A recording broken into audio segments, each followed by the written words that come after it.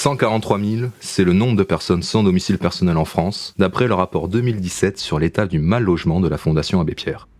Soit une augmentation de 50% en 10 ans. 5 millions, c'est le nombre de mètres carrés de bureaux inoccupés en France en 2017. À Toulouse, le constat est plus qu'alarmant. Ce sont près de 85 familles, dont 135 enfants et nourrissons qui dorment dans les rues toulousaines. Les solutions apportées par la ville pour ces personnes ne sont pas suffisantes, dues au manque de moyens de la région. Les logements sociaux et le nombre d'hébergements d'urgence ont du mal à voir le jour à cause d'un financement régional insuffisant. Pour pallier à ce manque de logements, certaines personnes sont hébergées dans des hôtels. Près de 400 personnes y sont logées depuis le début de 2018. Malgré ça, de nombreuses personnes n'ont pas la possibilité d'y avoir accès, car le coût de cette solution n'est pas pérenne. Pour l'hiver 2019, la mairie a donc fait appel à l'association Unity Cube pour essayer de répondre à cette problématique. Donc le but recherché par Unity Cube en fait est assez simple.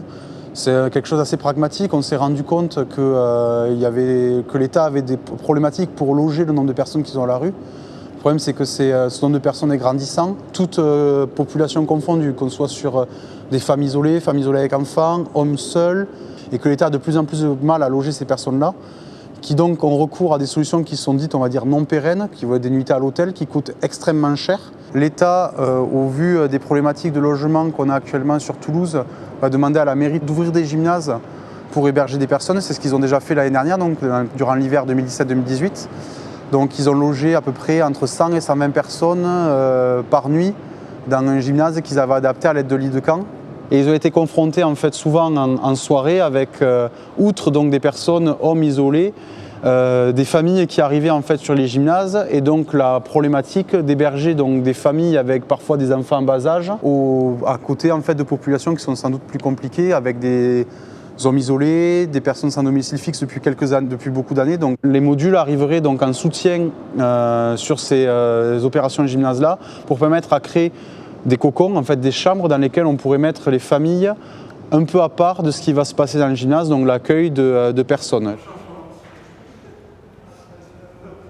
Depuis à peu près 3 ans maintenant, on a réfléchi donc sur une première opération avec eux conjointe à mettre en place donc 4 modules au sein de ces gymnases pour permettre en fait d'héberger de potentielles familles qui arriveraient sur le gymnase, pour les mettre un peu dans un cocon à l'intérieur de ce gymnase, séparé en fait des populations de personnes seules isolées. Il y aura 3 gymnases qui vont être utilisés. À chaque fois d'arriver d'avoir 4 solutions modulaires au sein de ce gymnase, donc 2 modules 4 places, un module 6 places et un module 8 places, qui permettrait donc en fait aux travailleurs sociaux d'héberger des personnes au sein de ces modules dans le gymnase.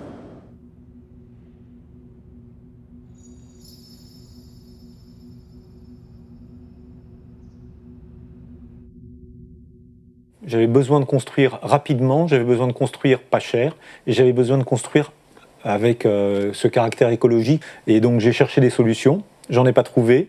Ensuite, je suis passé en fait au prototypage pour créer ma propre solution. Une chance assez exceptionnelle, c'est être Grand Prix des Trophées de l'innovation de Midi-Pyrénées, donc en 2016. Et avec cette apparition, une accélération en fait du projet et le départ de la commercialisation sur une activité donc côté humanitaire. Avec la marque Rescousse et tout ce qui touchait en fait au projet et programme humanitaire. Ce projet Rescousse, je l'ai présenté à l'INSA, donc l'école des ingénieurs de Toulouse. Tout de suite, on m'a dit, mais il y a des jeunes qui portent un projet qui est assez sensationnel, dans lequel il y aurait peut-être de la place, et en particulier de la place pour créer des modules. On s'est rencontrés, on a discuté ensemble, et on a vu que les projets matchaient complètement, jusqu'à réaliser un premier prototype qui a été présenté à la mairie de Toulouse, à Solia, à un certain nombre d'acteurs du social, jusqu'à effectivement commencer à travailler sur un projet réel, donc le projet du plan Grand Froid de l'hiver 2018-2019. Alors, les grandes lignes, en fait, la construction, donc c'est un jeu de Lego qui tourne autour de la palette. La palette, en fait, on va dire que c'est un parpaing en bois qui fait 1 mètre carré. Et donc, pour assembler des parpaings, on a besoin d'un ciment. Donc, l'élément silicate, donc la pièce de bois qui vient rentrer dans les entrants des palettes et les verrouiller, cette pièce de bois, c'est le ciment en fait de la construction. Ce qui fait que là où un bon maçon va réaliser 10 mètres carrés de mur en parpaing dans la journée, Un novice en construction bois qui utilise le Silcat va en faire 120 mètres carrés. Donc vous travaillez 12 fois plus vite en fait que quelqu'un qui est expérimenté. Alors une fois que vous avez acquis l'expérience, vous allez encore plus vite. Donc la palette, le Silcat et derrière un bardage. Donc le bardage, il va être composé de 2 éléments. Un élément qu'on va appeler le contreventement qui va donner la rigidité à la structure. Donc il est réalisé à l'aide de panneaux OSB qui sont bouffetés, donc qui viennent s'emboîter les uns dans les autres pour aller plus vite au niveau de la construction.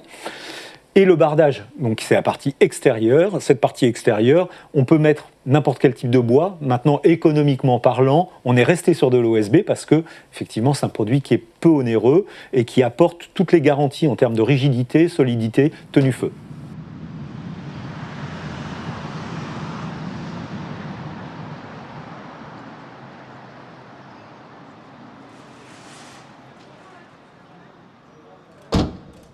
Pour le déroulement du projet sur tout l'hiver dépend du lancement du plan grand froid par l'alerte de Météo France qui indique qu'il y aura 2 nuits consécutives avec une température en dessous de 0 degré.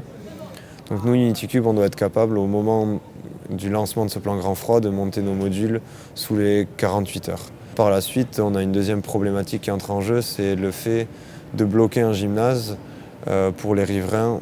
C'est une vraie contrainte, ce qui fait que la mairie a mis en place un calendrier et notamment des rotations sur les gymnases. Donc le projet, là, on est ici, donc les scouts, pour aider, voilà, pour faire des lits, pour aider les personnes qui sont dans la rue, pour qu'ils dorment au chaud pendant cet hiver. On a construit des lits superposés pour pouvoir les mettre dans des petits cabanons pour que des sans-abri puissent dormir. Les premiers qu'on montait, c'était un peu galère parce qu'on ne savait pas trop dans quel sens il fallait les mettre, mais après, au fur et à mesure, ça allait.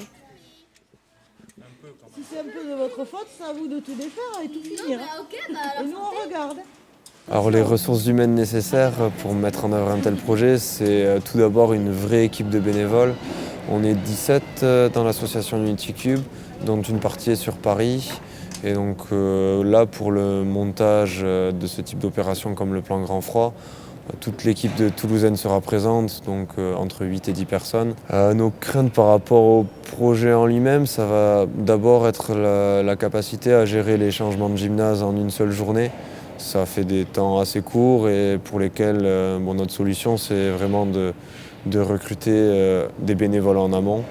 Donc ça va être plus qu'une crainte, un vrai travail à faire en amont de l'opération. Et ensuite, ça va être la première fois que l'on héberge des gens dans ces modules-là pour une durée aussi longue. Donc on attend avec impatience les premiers retours pour voir qu'est-ce qu'on pourra améliorer et comment on va s'adapter justement à ces nouvelles contraintes. Et le DAL, donc le droit au logement, a commencé à monter quelques petites antennes dans plusieurs grandes villes de France, dont Toulouse. Et le DAL a pour but de protéger et d'aider toutes les personnes qui sont en mal logement. UnityCube, je les ai rencontrés il y a un peu plus d'1 an maintenant, car UnityCube proposait quelque chose de très bien, c'était de construire des modules justement dans des pièces non adaptées à accueillir du public, pour pouvoir justement transformer ces pièces en accueil. Malheureusement, le module couchage n'a pas pu être posé chez nous, mais nous avons le module sanitaire. Donc UnityCube a répondu à un grand besoin du centre en nous proposant une douche sanitaire. Voilà. Donc, ils ont beaucoup d'avantages et très peu d'inconvénients. L'avantage, ils nous l'ont amené en pièces détachées et on l'a monté en une après-midi. Tout est déjà incorporé, il n'y a plus qu'à brancher des tuyaux, il y a juste à avoir une arrivée d'eau chaude, une arrivée d'eau froide et une évacuation d'eau, et tout se branche tout seul. Maintenant, le côté pratique, c'est un prêt à usage gratuit. C'est vraiment un prêt entre 2 associations et puis, moi, je les remercie vraiment. Nous, on propose en fait, dans les opérations de bureau, à des populations d'être dans des modules qui vont être des cloisonnements plus propres, qui vont être neufs, avec des modules sanitaires dans lesquels ils auront de l'eau chaude, dans lesquels ils auront une petite capsule, une toilette, une douche, un lavabo qui sont de qualité. On est sur la prestation en fait, de ce qu'on fait sur des logements étudiants. Donc on est sur de l'hébergement de qualité dans des bâtiments qui vont être au plus proche en fait, des transports en commun, avec un accompagnement social. Donc ça c'est pour les populations qu'on va héberger. Et pour les propriétaires de bâtiments, on leur propose plutôt que de continuer à perdre de l'argent et de vivre dans la peur d'être squatté, non, d'investir le bâtiment, que ça soit contractualisé et qu'ils aient en fait des assurances quant à l'occupation de leurs biens et une protection par l'occupation. Et aussi pour permettre donc, comme je vous disais, à avoir un travail social plus important fait à l'intérieur de ces bâtiments de bureaux. Puisque ce qui va se passer sur les gymnases, sur l'accueil de cet hiver, c'est que ce sera un accueil qui sera dit nocturne. C'est-à-dire que les populations seront hébergées la nuit et la journée, donc c'est-à-dire à partir de 8h30, 9h, ces personnes seront en fait reconduites à la sortie du gymnase et le gymnase sera fermé durant toute la journée. Et on les réaccueillera le soir.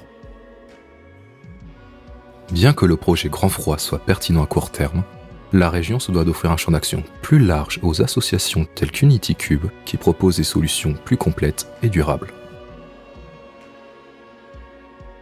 Montrer à la mairie que ça fonctionne, que la mairie en fait commence à se familiariser avec notre solution modulaire pour qu'en fait par la suite on arrive avec eux à monter d'autres opérations et ça se fasse aussi un peu une opération vitrine pour d'autres villes de France pour réussir en fait à voir ce concept-là se multiplier en fait partout où il y a des bâtiments vides. On arrive à trouver en fait une solution moins chère que des solutions non pérennes et qu'on puisse en fait permettre aux autres villes d'utiliser en fait ce concept-là pour gagner en fait garder un peu d'argent pour faire l'accompagnement social. C'est un jeu de vase communicant en réalité. En tout cas, c'est comme ça que Unity Cube le voit. Donc si je dois donner trois idées pour résumer Unity Cube, donc dans le premier cas, ça sera inoccupé d'inoccupé. Dans le deuxième cas, donc, ça sera lutter contre la résilience des bâtiments. Et le troisième mot, donc, ça sera réellement l'humain, remettre l'humain en fait, au centre de l'hébergement d'urgence.